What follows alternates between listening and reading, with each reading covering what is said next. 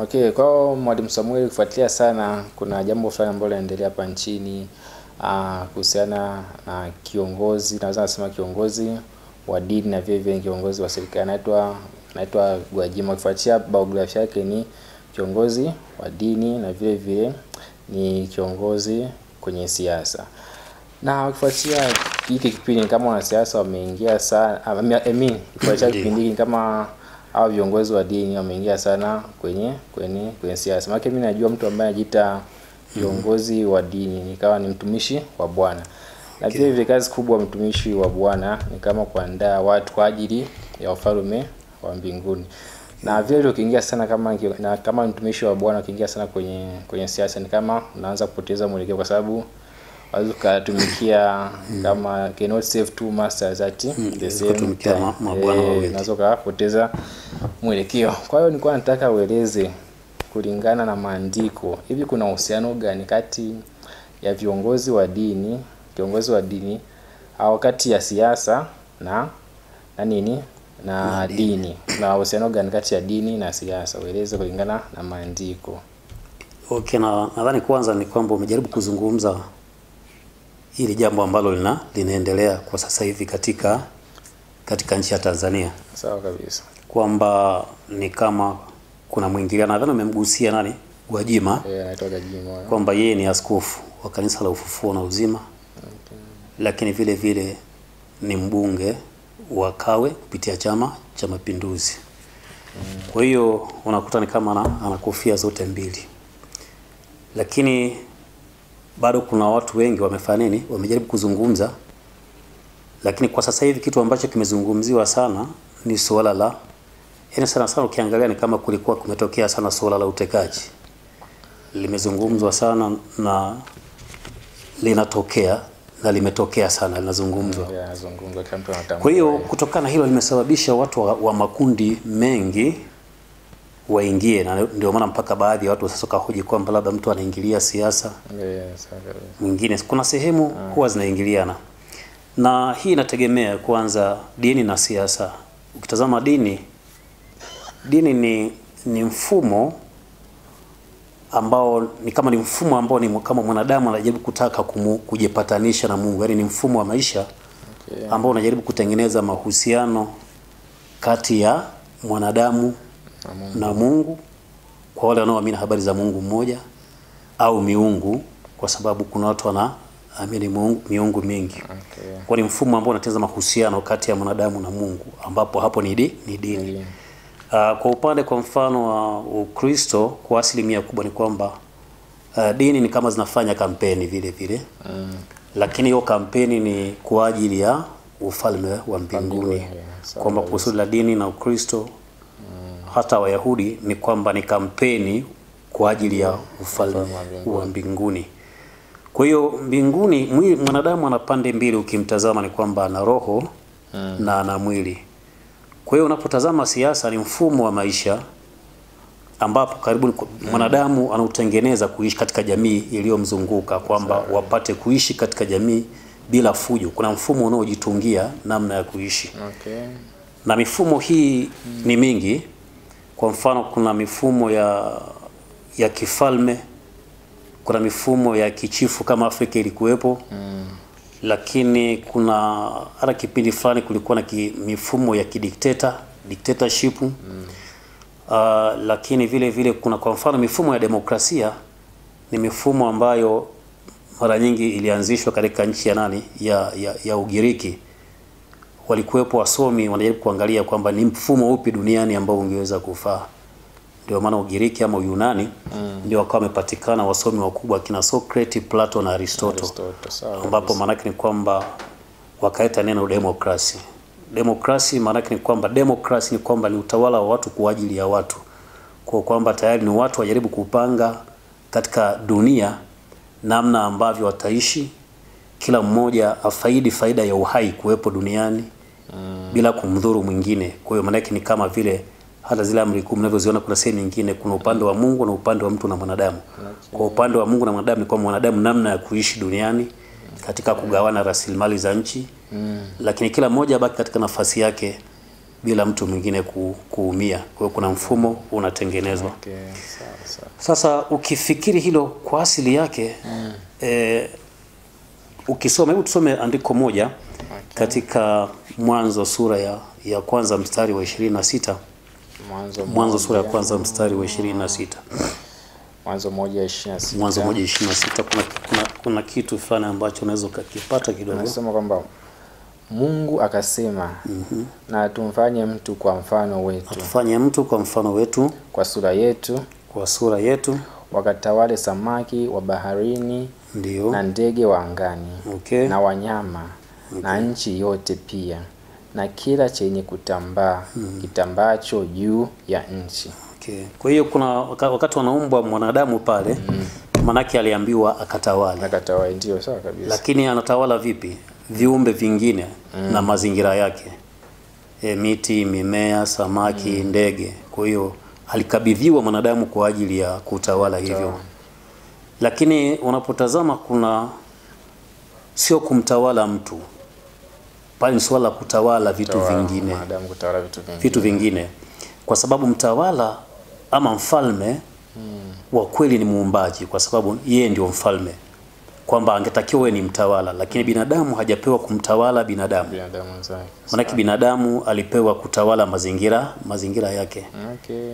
Na huo mfumo uliendelea sana, lakini baadaye kama nakumbuka kuna kipindi fulani kulikuwa na Kaini na Habili. Kuna kipindi dunia iliharibika, ambapo kuna mtu anataka kumtawala mwenzake kuonekana yuko juu. Kuna kipindi Kaini alifanya nini? Alimuua Habili. Unaona? Kwa sasa kile kipindi kuonekana kwamba dhambi na dhuluma ilikuwepo duniani wanadamu wanapotawalana. Na kuna kipindi hivyo muua ni kwamba ikaonekana kwamba alikataa, akasema damu ya ndugu yako inanilia. Anapoulizwa kwamba yuko wapi akakataa. Yaani kuna wakati fulani ameenda na ndugu yake uwandani, amemteka, lakini mwisho wa siku anakataa, akasema sijui. Kwa hiyo nadhani kwa hili tunazungumza utekaji.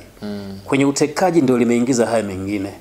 Na hata watekaji huwa hata Gwajima ni kama hawajulikani, yani kama hawajulikani. Wanajulikana alafu wanajifanya hawajulikani.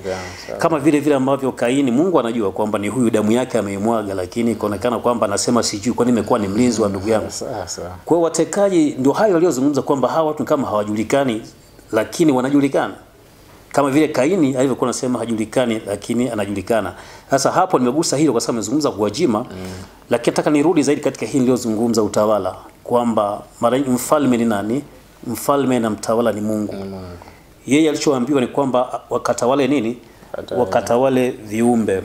Lakini ukisoma hata kuna sura ya 9, kuna habari ya Nuhu hata wakati mtu katika safina bado aliambiwa kuhusu kutawala vile. Yani kutawala viumbe na vitu vingine. Ila sasa kuna mtu mmoja anaitwa Nimrodi, yeye ni mtoto wa Kushi. Kuna kipindi fulani aliondoka akaenda Babeli. Akasema alikuwa nini? Mwindaji hodari wa wanyama. Sasa hasemi tu wanyama, akasema mbele za Bwana. Vitabu vingi vya kale vinaonekana kwamba hakuwa anawinda tu wanyama, alikuwa anawinda hata watu. Okay. Na maana yake ni kwamba ikaonekana katengeneza ule ufalme wa Babeli na falme nyingine za Shinari na Ereki na Akadi. Alitengeneza zile kwamba sasa akawa amekuwa mtawala. Lakini utawala ule ukiutazama ni namna fulani ya uasi, badala ya kutawala viumbe na mimea, ikaonekana mwanadamu akaingia kutawala vitu vingine. Sasa ukitazama vizuri ni kwamba kuna taifa moja la Israeli. Taifa la Israeli ni taifa ambalo kipindi fulani wakati Mungu amelichagua, Mungu akasema mimi nitakuwa ni mfalme, hamtakuwa na mfalme mwingine isipokuwa mimi ndio nitakuwa mfalme. Ila katikati yao kulikuwa na nani? Kulikuwa na manabii kama kina Musa. Kwa nabii anabaki kama nabii. Inafikia hatua akitaka jambo lolote anamuuliza mfalme. Yaani mfalme wao ni nani? Ni Mungu. Kwa hiyo manake walikwenda kwa muda mrefu akitumia mfumo huo. Na baadaye kuna kipindi walipata waamuzi mpaka kipindi cha nabii Samueli. Sasa kipindi cha nabii Samueli kuna kipindi hivyo kuwa mzee, ile katika sura ya 8 ya Samueli wa kwanza, ikaonekana wazee wakamwendea Samueli. Wakasema Bwana, na sisi tunataka tuwe na mfalme kama watu wa mataifa, kwa sababu kipindi hicho watu wa mataifa mengine walikuwa na wafalme. Mungu ana kitu kimoja kinaitwa perfect will of God. Yani kuna perfect will of God na kuna permissive will of God. Yani maana kuna mapenzi makamilifu ya Mungu na mapenzi ya kuruhusu ya Mungu.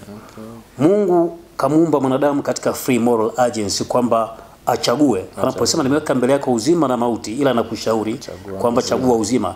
Na ndio alikwambia kwamba tumeumbwa kwa mfano wa Mungu, sio kama roboti.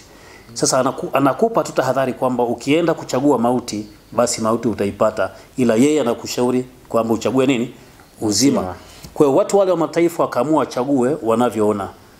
Na hata nisipoenda hivyo huko sana, maana narudi kule kwamba sasa katika taifa la Israeli wao atakiwa awe Mungu ndio mfalme. Sasa kipindi cha Nabii Samueli pale mwishoni, wale wakataka kuiga mataifa mengine ya dunia, system mataifa ya dunia. Ndipo wakamwendea kule Rama, mji wa Rama, na Nabii Samueli kwa bwana, na sisi tunataka tuwe na mfalme wetu kama mataifa mengine. Nabii Samueli alikataa, akasema hapana. Alichukizwa na kile kitendo kwa sababu anajua siri ya Mungu kwamba taifa la Israeli hawahitaji kuwa na mtawala ama mfalme, lakini wao katikati yao kuna manabii. Baadaye Mungu ndiye akamwambia nabii wasikilize hawa watu kila wanachokitaka, kwa sababu hawakukukataa wewe, wamenikataa mimi Mungu ili nisiwe nini? Nisiwe mfalme. Basi kwa sababu Samueli anamtii Mungu, kwa ile maana yake kimefuata sasa nini pale? Tunaita ile mapenzi ya Mungu ya kuruhusu. Lakini mapenzi makamilifu ya Mungu ni kwamba Waisraeli au na ulimwengu, mfalme, mtawala abaki mmoja ni Mungu. Ila hao wengine ni kama ni ndugu, isipokuwa cha kufanya kwamba watawale mazingira, watawale wanyama, watawale samaki, watawale ndege. Lakini mwanadamu ni kwamba hajaumbwa kwa kumtawala mwanadamu mwenzake, mtawala ni Mungu. Kwa hata hivyo kuna maandiko katika Hosea anasema nalikupa mfalme yani kwa hasira kama kampa mfalme na kumuondo, kwa sababu mfalme Sauli alitawala tu miaka 2, hakukaa muda mrefu, lakini baadaye mwisho wa siku kama unavyosema mapenzi ya Mungu ya kuruhusu, basi akaona wacha ufalme uendelee kwanza mpaka atakapokuja mfalme halisi. Ndio maana kuna kuanzia kipindi hicho cha Daudi wakao sasa wanaandaa mfalme atakaye kuja, ambaye ufalme wake utakuwa hauna mwisho, ambaye mwisho unaanza kulenga kwa nani? Unalenga kwa Kristo. Lakini jambo lingine ni kwamba kile kitendo baada ya mwanadamu kupewa bustani ya Eden aitawale, na akapewa masharti kwamba anaweza kala matunda kutoka katika miti yote isipokuwa matunda ya mti wa ujuzi wa wema na mabaya. Lakini kuonekana Ibilisi, shetani, akafanya nini? Akamshawishi na akashinda. Alivyoshinda Ibilisi, maana kichotokea ni kwamba mamlaka ya ulimwengu ikaonekana kwa namna moja ama nyingine. Adam akapoteza mamlaka ya nini? Ya ulimwengu. Ile mamlaka ikaenda kwa nani? Kwa Ibilisi ambaye ni shetani. Kwa ilivyoenda, nadhani hata unakumbuka katika ile Mathayo ile sura ya 4, Yesu mstari wa 8, wakati Yesu amechukuliwa katika na Ibilisi kwenye ule mlima mrefu, akasema kwamba akaonyeshwa milki zote za ulimwengu. Akasema ni anguka unisujudie nami nitakupa hivi vyote. Ina maana kwamba viko kwenye milki yake, kutokana kwamba ile milki itakiwa kwamba apewe nani? Adam. Lakini Adam akumkosea Mungu, ikaonekana milki ikaenda kwa nani? Ikaenda kwa shetani. Sasa baada ya hapo, kama ninavyosema yule joka tena, kama nakumbuka wale wanyama katika kitabu cha Danieli. Kitabu cha Danieli ukikitazama vizuri ni kwamba kuna zile falme za ulimwengu. Na Biblia inazungumza mkuu wa ulimwengu. Yaani zile falme za ulimwengu ni mnyama, ambapo ukitazama kuna Babeli, kuna Umedi na Uajemi, kuna Uyunani na mpaka utawala wa Rumi. Utawala wa Rumi ndio maana Yesu kuna kipindi alivyoonyeshwa ile sarafu, watu walikuja kwake Yesu wakasema, Bwana, kuja kumjaribu. Hivi ni halali kumpa nini? Kumpa Kaisari kodi? Kumpa Kaisari kodi. Kwa sababu Kaisari kipindi hicho ni wakala wa utawala wa Rumi. Na utawala wa Rumi ukitazama katika zile pembe, maana yake ni kwamba ameupata kutoka nini? Kwa joka. Kwa unajikuta ni kwamba akasema ni halali kumpa. Sasa Yesu aligundua wale wanamjaribu. Akasema hebu nionyesheni hiyo sarafu ni ya nani? Piangalie, ikaonekana kwamba ni ya Kaisari na muhuri wake ni wa Kaisari. Ndipo mwisho akasema kwamba vya Kaisari mpewe nini? Mpeni Kaisari. Vya Mungu mpeni Mungu. Pale anaonyesha kwamba kuna upande fulani wa Kaisari ambaye ni falme za ulimwengu.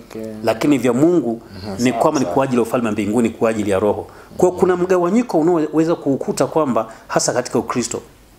Kwenye Uislamu wanaamini kitu kimoja kwamba kwao dini na siasa kinakuwa ni kitu kimoja. Wanaliamini hilo kwamba dini na siasa ni kitu kimoja. Ndio maana hata kwa mfano ukimtazama Muhammad, japokuwa kwao alikuwa ni nabii, lakini vile vile alikuwa kama sultani, alikuwa kiongozi wa kisiasa katika nyakati zake.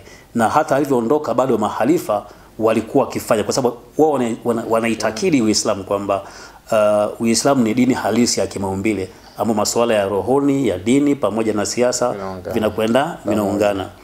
Na ndio maana hata ukitazama jinsi ambavyo mpaka vimeibuka nini vyama vingi vya utawala na vinataka kuitawala dunia. Kwa mfano unakuta kuna Al-Qaeda, kuna IS, Islamic State hizi, kuna Boko Haram kule Nigeria, lakini kuna kitu kama Hamas ambayo iko katika Gaza, lakini kuna Islamic Jihad, kuna Hezbollah, kuna Houthi ya Yemen, lakini bado ukiangalia kwa mfano kuna Ayatollah Ali Khamenei wa Iran. Kwao kwa namna fulani hivyo wanajaribu kutazama kwamba huwa wanaamini kwamba ulimwengu wa Kiislamu wanatamani sana ikibidi kwamba dunia iendeshwe katika mfumo wa Kiislamu. Kwa hiyo kama ninachosema ni hivyo, lakini kwa Ukristo kuna habari ya upande mmoja wa Kaisari na upande mmoja wa Mungu.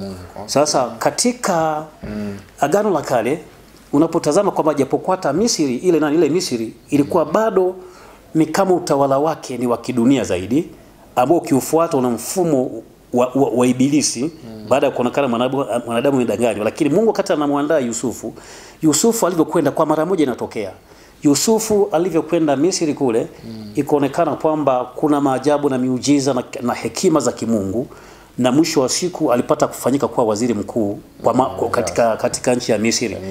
Kwa hiyo ilikuwa inatokea kwa nadra, alifanyika waziri mkuu katika nchi ya Misri, lakini hakuwa kiongozi mkuu, hakuwa mfalme, alikuwa chini ya mfalme wa ulimwengu. Lakini bado ukitoka hivyo unakwenda kule akina Danieli walivyokuwa nakwenda Babeli, walikwenda kwa Nebukadreza. Kwanza ikafikia kipindi cha Nebukadreza mfalme wa Babeli, na wafalme wote wa Babeli akiwepo ina maana kwamba kutoka Nebukadreza kuja Evil Merodach, kuja Neriglissar, kuja Belshazzar bado alikuwepo, na bado mpaka akaingia mfalme Koreshi na Dario. Wakati huo wote ni kwamba Danieli alikuwa kule kama mwenye hekima, alikuwa na madaraka fulani, lakini chini ya mfalme wa ulimwengu wa kipindi hicho. Lakini wakati huo ukumbuke ni kwamba ni wakati wamekwenda uhamishoni. Yaani kipindi ambacho kwa namna fulani walivyokuwa nabaki peke yao, maana Mungu ilikuwa ni mfalme. Sasa wamekwenda kule, lakini bado ikaonekana karama na hekima walizokuwa nazo walikuwa wanaingia kwa sehemu, walikuwa makini sana. Hiyo ni katika ni katika Agano la Kale. Lakini vile vile hata ukiangalia kuna mtu mmoja anaitwa Mordekai, kipindi cha mfalme Ahasuero, kitabu cha Esther. Kwa sababu namkuta hata huyu Esther alikuwa haitwi Esther, alikuwa anaitwa Hadasa. Lakini baadaye walienda kule, walikuwa ni waaminifu sana kipindi hicho, lakini bado wafalme ni wa ulimwengu, hawakuchukua madaraka yale ya juu. Hilo ni Agano la Kale. Walipokuja katika habari ya Agano Jipya, Agano Jipya tunamkuta Kristo wakati anakuja, ilifikia hatua mpaka watu walitaka wamshike kwamba awe mfalme wa ulimwengu. Yaani wamshike Kristo kwamba sasa kwa viwango hivi, na walikuwa wanajua atakuwa ni mfalme, maana wanamsubiri mfalme.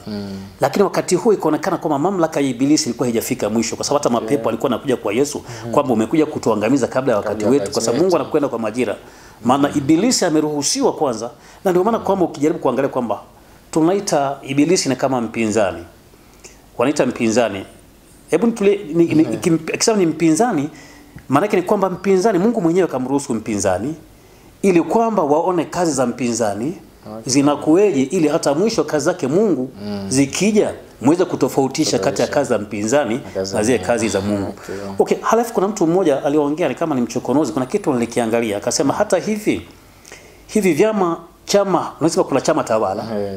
Ndio kuja kwa sababu tulipewa kutawala. Akasema hiki chama hakitakiwi kiitwe chama tawala kwa sababu hatuko chini ya ukoloni tena. Kwa hiyo kiitweje? Akasema kiitwe chama tumishi. Si umeelewa kwamba badala kuitwa chama tawala, kiitwe chama tumishi. Kwamba hata ukimwona rais anapita vile vingoro ukivipisha, hauvipishi kwa sababu unamuogopa. Lakini unajua kwamba rais ni muajiriwa namba moja, Kwa hiyo kwa sababu yuko busy zaidi kuliko ninyi, kwa hiyo mnatoka ninyi ili mwajiriwa namba moja apite ili nchi isiye ikasimama. Kwa hiyo hamukai pembeni kwamba mnamuogopa. Sasa ni bahati mbaya mtu akisema chama tawala maana ni upotoshaji. Atakiwa ni chama tumishi. Ndio kaja upande wa pili kwamba hivi vyama vya upinzani visiitwe vyama vya upinzani, viitwe nini? Vyama vya uchochezi. Sasa mtu kishasema uchochezi anafikiri kwamba unachochea fujo. Yaani vinachochea kazi za chama tumishi. Kwa sababu chama tumishi ukikiacha tu kikisema tumejenga barabara kwa kiwango fulani, basi sema labda barabara 4. Hiki chama cha uchochezi kinachochea zisiwe 4, angalau ziwe 8. Kwa hiyo sasa uchochezi sio kama uchochezi kwa baba, kinakichochea kama kuni ili moto wa maendeleo uweze kuwaka. Sasa hii kuitana chama tawala na chama cha upinzani, ukishasema upinzani maana yake ni sasa kusema kwamba kazi yao ni kupinga kila kitu. Kusudi la chama cha upinzani sio kupinga kila kitu, ni kupinga uovu. Lakini kikifanyika kitu kizuri, wanataka ufanye kizuri zaidi. Kwa hiyo kinachochea maendeleo. Ndio swala hilo. Kwa kwenye hili ambalo sasa kwenye Ukristo unakuja kwamba akakataa Yesu kwa sababu anaandaa ufalme wa mbinguni. Sasa unaanza kuona kuanzia sasa mitume wake. Wale mitume wa Yesu hakuna hata mmoja sasa ambaye sasa aishaanza kwenda katika masuala ya kisiasa, kuingia moja kwa moja kwenye siasa kama hivyo kwa nafanya kina nani kama kipindi cha Agano la Kale akina Yusufu, akina Danieli. Sasa hawa kuna kipindi tu fulani ambapo sasa walivyokuwa wanafanya ibada zao mambo yanatokea. Walionekana kuna watu wanaitwa Mafarisayo na Masadukayo. Wale walikuwa na maslahi kwenye serikali ya Kirumi iliyokuwepo. Lakini hawa wanafunzi wa Yesu waliondoka hapo kwenye maslahi yale. Wao kusudio lao moja kwa moja ni ufalme wa nini? Wa mbinguni. Kwa hiyo vurugu tu ilitokea kuna kipindi fulani wakati wao wanataka wazuiwe wasinene kwa jina la Yesu. Kwa sababu inaonekana wakinena kwa jina la Yesu yapo matokeo makubwa na watu wale viongozi wengine wakawa wanaona wivu. Kwa hiyo mwisho akashikwa wakataka wazuiliwe kwamba wahubiri vingine ila sio kwa jina la Yesu. Ndipo peke yake akasema sasa katika haya mawili tutakiwa tumtii Mungu au mwanadamu? Ndio akasema kwenye hili tutakiwa tumtii nini? Tumtii Mungu. Maana wanasiasa wamewakataa Yesu. Lakini wao maana ni kwamba katika hili wamtii Mungu lakini hawakuingia kule kwenye nini? Moja kwa moja kwenye siasa. Mitume wote nadhani hawajafanya hivyo. Na ni kwamba kukiwa na uhuru wa kuabudu bila kuivuruga serikali, maana ni kwamba huyu mtu asipozuiliwa hatakiwi kuingilia kule, ila kuna kukemea mara moja kutakapoonekana, sio mara nyingi sana, mara moja kunapoonekana kuna uovu fulani. Kwa mfano kuna kipindi ambapo huyu alikuwa Yohana Mbatizaji, alimkemea Herode kwa sababu alimchukua mke wa ndugu yake anaitwa Filipo. Alikemea kiukweli, lakini matokeo yake ikaonekana yaliyomkuta ndio yaliyomkuta.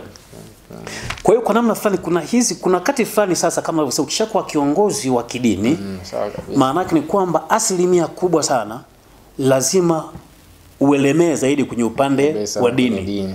Kwenye siasa unagusa tu kinapoonekana jambo fulani limetokea.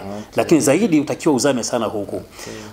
Na kiongozi wa kisiasa maana yake kama ni kiongozi wa kisiasa mara nyingi atakiwa azame sana kwenye siasa. Asiingilie sana huku kwenye dini. Vinginevyo kutakuwa na mchanganyiko. Maana kunakuwa ni kama vile mgongano wa kimaslahi. Kwa sababu kwa namna fulani ni kama ni falme mbili. Kuna hili linalosema kwamba siasa ni mfumo wa maisha. Ni kwamba ni kweli uwe kiongozi kwa mfano katika hizi nchi za kidemokrasia. Kuna nchi ambazo zinafuata demokrasia ya vyama vingi. Sasa mkishafikia nchi ambayo ina demokrasia ya vyama vingi, maana kuna utaratibu, kuna sheria, kuna kanuni ambazo mmefanya nini? Mmejipangia. Zikienda vizuri kwa sababu mmejipangia wote, kila kitu kitakwenda kwa namna yake.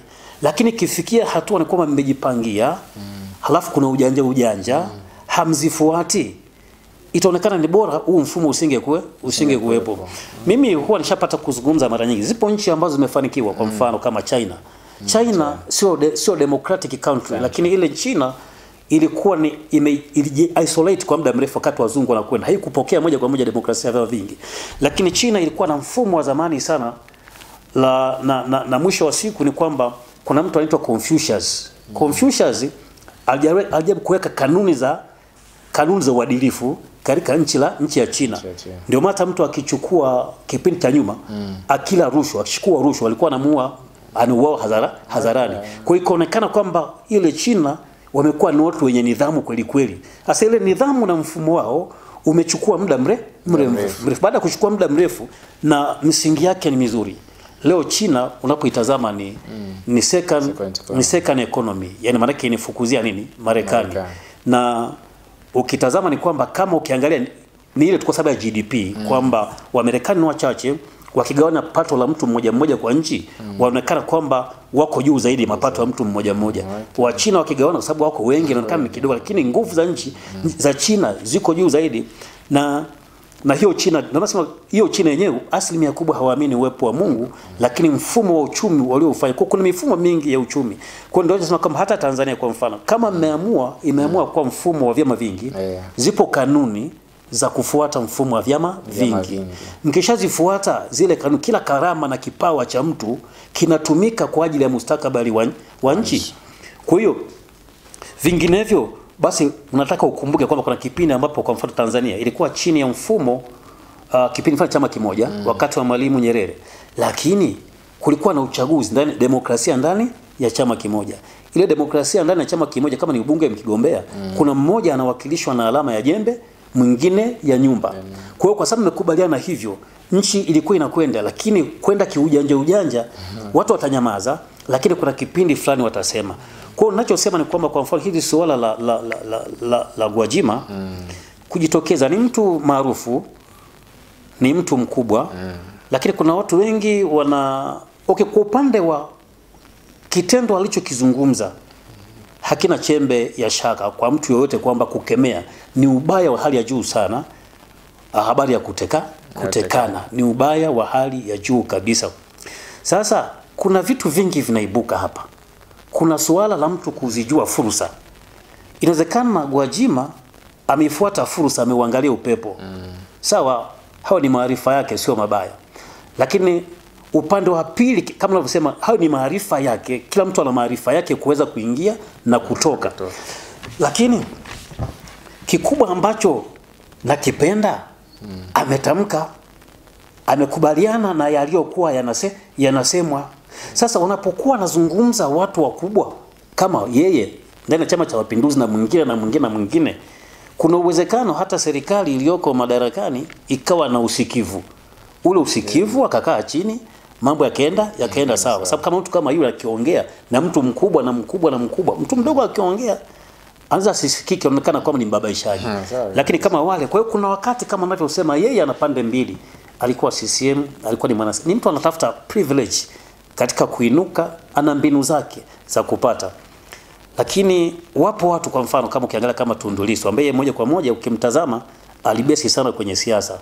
Akaingia kwa kiwango cha siasa bila unafiki wowote kwa muda mrefu, misimamo yake inajulikana kwa muda mrefu. Yaani kwenye dini hayupo kabisa. Na ndio maana ikaonekana huyu hana unafiki moja kwa moja akina nani kama Tundu Lissu amenyooka. Hao wengine hawakunyooka, lazima mpaka ufalme kule ufitini. Sasa ya Mungu ni mengi kwamba kwa kitendo hicho adadai hakuna kitu kizuri. Tunaamini katika amani. Hakuna kitu kizuri kama amani. Ukiacha tu amani tu, sisi tunazungumza habari ya amani ya nini? Amani ya rohoni. Wanasema amani yangu nawapa, niwapavyo mimi kama ulimwengu utoavyo. Lakini bado hii amani ya kiulimwengu, ya kidunia ikienda vizuri, bado sisi hatuko katika nini? Hatuko tu katika roho. Mkristo hayuko kwenye roho tu. Yuko katika roho na yuko katika mwili. Kwa hiyo maana hakuna kwa mtu mzuri, mtu mwema yoyote yule. Ndio maana nasema hatuko kwa ajili ya kutawalana. Tunatawala mazingira yetu. Sisi wenyewe ni fursa, kila mmoja apate fursa. Labda sana kuwa kiongozi inaweza kuwa ni vizuri kwamba mtu awe kiongozi wako. Anapokuongoza asiwe mtawala. Na kiongozi maana yake ni mtumishi nini? Namba moja. Kuna wakati fulani hawa viongozi huwa wa kidini. Yaani wanachochewa na wanasiasa mpaka wanajikuta wamejiingiza mahali ambapo panakuwa kama sio sahihi. Kwa sababu anaweza kukuta kiongozi ule wa kidini ana watu wengi, analo kanisa kubwa, lakini wakati huo ni kwamba anawahubiria ufalme wa mbinguni. Wakati huo hawaendi mbinguni tu, wana mwili. ili watoe sadaka na changizo wapate na amani, maana wafanye kazi. Ili wafanye kazi, maana mfumo wa nchi na uwe sawa. Kwa hiyo ule mfumo ukiwa sawa, ina maana kila kitu kinakwenda sawa. Ndio maana kasema kwamba katika nchi yetu, katika hii Afrika, Afrika tumebaki nyuma katika vitu vingi sana. Kwa sababu tumepokea vitu kama tumesindiliwa vitu vya kila namna. Hiki hakijakaa sawa, kinakuja kingine, mara labda uchifu umeondoka, tunakuja labda chama kimoja, mara tuungane na Urusi, mara magharibi, mara kinaletwa hiki. Kwa hiyo ni kwamba tumefika mahali ambapo imefikia hatua ni kwamba Afrika mpaka nafikia hatua unajaribu kuona watu kuna mapinduzi yaliyofanyika. Kwa mfano mapinduzi ambayo wanayasifu tu, kwa mfano kama Ibrahim Traore wa Burkina Faso, wamepindua. Kuna Mali, sio kuna Guinea, kuna Cote d'Ivoire. Sasa kuna wakati mpaka watu fulani wanaanza kuna mbona yule wanaofanya kule dictatorship inaonekana kama vile nafanya nini? Wanafanya vizuri kuliko hata hii. Kwa hiyo kuna hali fulani ya fujo na vurugu katika Afrika kiasi kwamba tumeingia bado tuko katika giza. Kila kona. Kwa maana yake ni kwamba kuingilia huwa kuna wakati fulani wanakuwa kama wanalazimishwa. Kama mifumo ingekaa vizuri, kila mtu angekaa kwenye siasa, mfumo ungekaa vizuri, ungeruhusu hata kwenye dini ukakaa vizuri, freedom of speech ingekuwepo. Kuna baadhi ya sehemu nilisema hivi, hata hao wanaosema wa Kenya wanajaribu kuzungumza kana kwamba wanapitiliza, lakini mwisho wa siku wanazoeleka. Wakishazoeleka maana yake kwa watakuwa wamepumua. Wakishapumua maana aliyoko madarakani kuna vitu vya kuchukua. Na hii kukataa kusema, unakataa nako ni udhaifu, kwa sababu kama sio udhaifu wacha waseme. Watakaposema wale, yani ukubali kusema. Kama unashangiliwa na kuzomewa kuwepo, mwisho wa siku hautajiinua. Wewe sio mtawala, sio Mungu, utakuwa ni mtumishi. Ukishakuwa mtumishi na ukawa mnyenyekevu, moja kwa moja kinachotokea ni kwamba watu watakuelewa tu. Yani hakuna namna, kwa sababu kabla ya utukufu hutangulia unyenyekevu. Waliofanikiwa zaidi kuadhibiti watu ni kama Kristo tunavyomuona, ni kwamba ni mpole na kuwa mnyenyekevu. Unashuka ni kwamba unaposhuka, lakini ukitumia virungu sana, hata sifa na jina utakaloliacha kule mbele halitakuwa nzuri. Watu wengi waliotumia nguvu na virungu sana mpaka kina Adolf Hitler, mwisho wa siku yanafanya nini? Yanakushinda. Lakini mtu aliyetumia maarifa na hekima hapa wakati wote anafanikiwa. Nadhani hivyo sema hivi, namkumbuka maarifa ya kina nani ya Sulemani. Kuna kipindi alivyoondoka ikaonekana Rehoboam anachukua madaraka, aliita vijana wa wazee wa mshauri kwanza. Kwa hivyo mshauri wazee akasema hao watu waende nao kwa hekima, nenda nao wasikilize. Ukishafanya hivyo maana yake ni kwamba utatawala, yaani utakuwa ni kiongozi ambaye atakupenda, utatawala zaidi. Yeye akamwacha akaenda kwa vijana. Wajana anasema kama bangu Sulemani alikuwa anatawala sio kwa fimbo ya nge, akaongea vitu vizito sana. Mwisho wa siku ikamana kwamba mpaka ufalme wake haukusimama. Kwa hiyo nadhani kiongozi mzuri ni yule ambaye kwa namna moja ama nyingine anakuwa ni msikivu, anaposikiliza vizuri. Maana yake ni kwamba kwa hali yoyote anapata sifa na heshima. Kikwete sijui kanyamazaje. Kwa mfano Kikwete ukitazama sisi ile miaka katika mwaka 2010 alijaribu kuruhusu yeye karuhusu watu waongee, watu wazungumze, na watu wakaingia wengi bungeni. Alienjoy tu, wala hakupata shida, na kukawa na burudani. Ile bunge la watu wengi, ile ni burudani, kwa sababu kama nilivyosema nchi ni yetu wote. Lakini narudi kwenye ile kwamba uhusiano gani kati ya si kaingia sana kati ya dini na siasa. Vina uhusiano wa karibu sana, kwa sababu vyote, japokuwa hii dini kwa upande wa Ukristo ni kampeni kwa ajili ya ufalme wa mbinguni, lakini siasa kuna kampeni kwa ajili ya ufalme wa duniani. Japokuwa kuna mshenzi mwingine naye amejiingiza katikati, kuna kampeni tena kwa ajili ya kuzimu, kwa sababu kimpigia kampeni shetani maana ni kwa ajili ya ufalme wa kuzimu. Lakini kikubwa ni kwamba siasa na dini za husiana, kwa sababu zote kuna uongozi katikati yake, lakini kuna jamii iliyozunguka. Dini inahusu watu na siasa inahusu watu, namna ya mifumo ya ulimwengu, ili mwanadamu apate kuishi kwa ukaribu na Mungu, kwa ukaribu na jirani yake. Kwa sababu kishakuwa wengi kuna fujo, lazima kuwe na utaratibu wa maisha. Hasa utaratibu wa maisha ni kwamba hakuna mtu aliye bora kuliko mwenzake. Mtawala ni Mungu, lakini sisi wote tunatakiwa tupate viongozi, na viongozi si watawala bali ni watumishi wetu. Nadhani kwamba hapo kuna uhusiano kitu kama hicho kimaandiko. Nadhani tuishie hapo. Jina la Bwana libarikiwe. Amina. Nimekuelewa sana. Asante sana kwa somo la leo.